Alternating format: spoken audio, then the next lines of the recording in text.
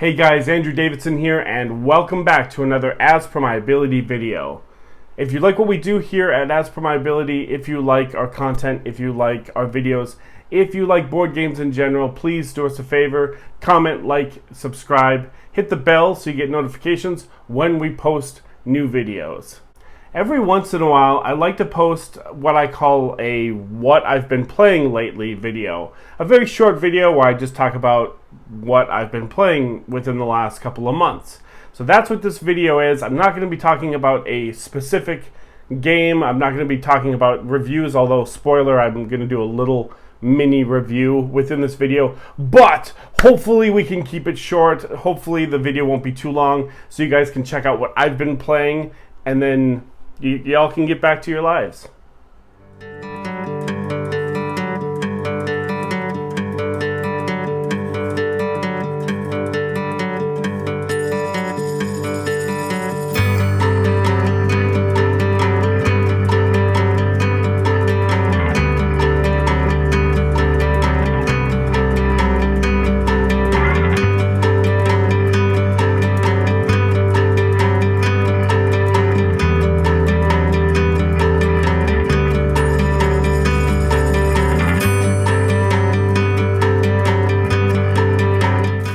Thanks for sticking with me, guys. Hopefully you are all having a good day, a good week. It's the first week of October at the time of me filming this, and this is a what I've been playing lately video. I've got bad news for those of you that have stuck with the video this far.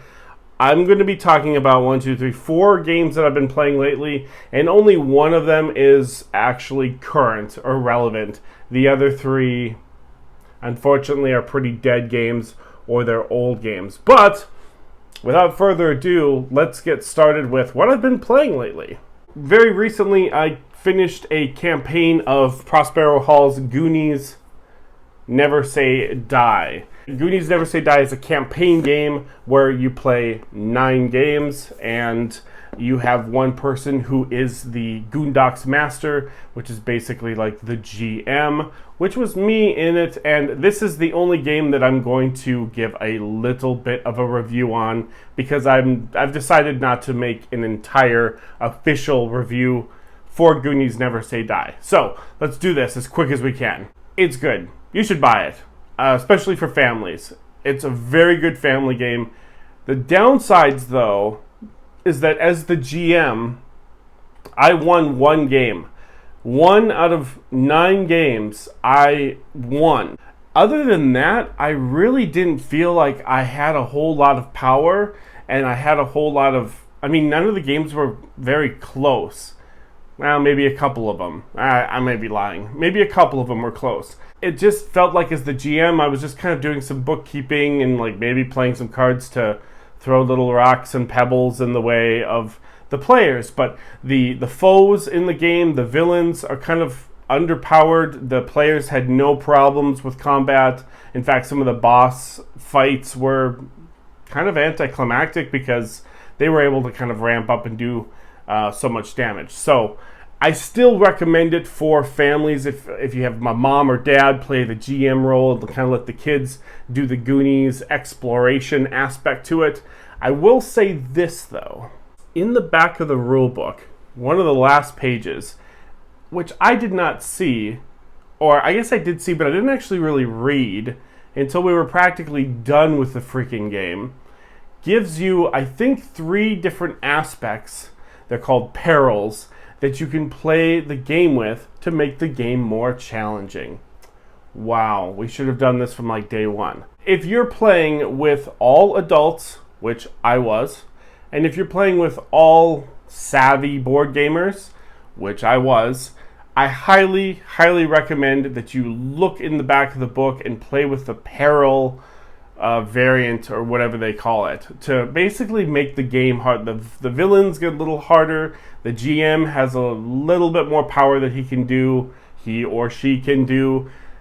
I highly recommend playing that. But if you're playing with your family and your kids or whatever, it's a pretty easy game. It's kind of fun for the kids to go up against the rats or the zombies and roll dice and kind of just kick butt. It's pretty easily won game if you don't play with the additional peril. So that's my little brief review. The review is you should get it, but if you're going to get it for your adult friends, yeah, you should play with the peril variant. I've also been playing a lot of Game of Thrones, the card game. This is the second edition. And this is because it's been on Shanine and I's 10 by 10. For those of you that don't know, 10 by 10, it's you pick 10 games to play 10 times, so you play at least 100 games within the year. So we put this on our 10 by 10, so we've been playing a lot of Game of Thrones, the living card game by Fantasy Flight Games. We've been playing it, it's a dueling game. For those of you that don't know, Game of Thrones, the card game, is a dueling game, very akin to Netrunner or Magic the Gathering. But you can also play it multiplayer. So we have played dueling or heads up, but we've also played the multiplayer version. They're both great. It's all great game. I prefer probably heads up because a heads up game is going to last you maybe 60 minutes, maybe, whereas a multiplayer game is going to last you hours.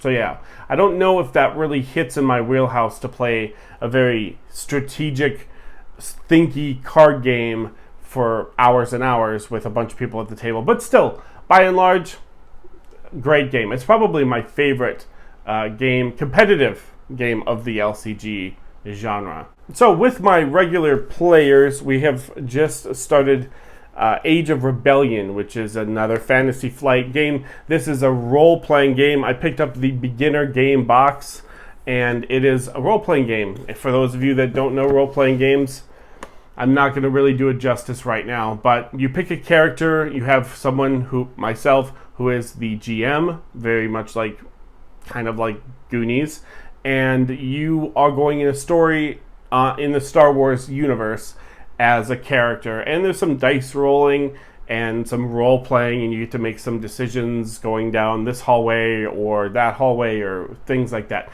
So it's a tabletop role-playing game by Fantasy Flight Games. That's one that came out in like 2015 or something like that. I'm totally guessing on the year there, but it's not a new game. It's actually quite old, but we've just gotten into it. Keeping with the Star Wars theme and also the incredibly outdated late to the table or late to the game would be more applicable theme would be Star Wars the card game. This came out in 2012 by Eric Lang, and I just got a copy of this not too long ago, almost 10 years later, and just trying it, and I really enjoy it. So Star Wars the card game is another LCG, just like the Game of Thrones card game that I mentioned previously. They play pretty much the same.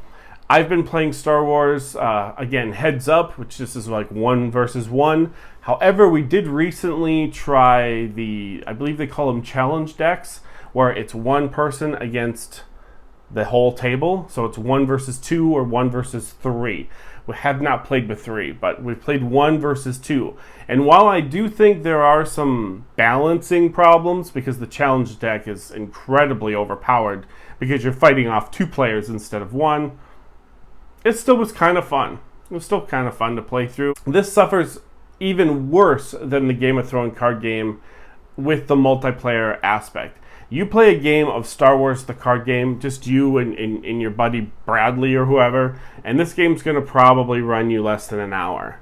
And it's fun, and you're going to have fun. If you play the challenge deck version, or if you're playing 2v2, which you can do with an expansion, if you pick up an expansion, it gives you the utility to play 2v2, you are going to turn your 30 to 40 minute game into a 4-hour game. or I think we played the challenge deck one we did was about 3 hours. Again, I'm not knocking the game. I do enjoy it. I'm actually planning to play some Star Wars the card game this weekend, and I'm excited about it. But the multiplayer really just adds on, like, just exponentially, the duration of sitting and playing. And I think I like these strategic card games that are very in the Magic the Gathering feel. I think I like them to be pretty quick. I don't want to sit down for 3 hours and play a multiplayer version of Star Wars, or I guess it's 2v2 for Star Wars, and for Game of Thrones, it's like last man standing, everyone for themselves. That is it. That's going to be a short video. That is what I've been playing lately. What has everyone else been playing? What have you been playing lately? Comment below. Let me know.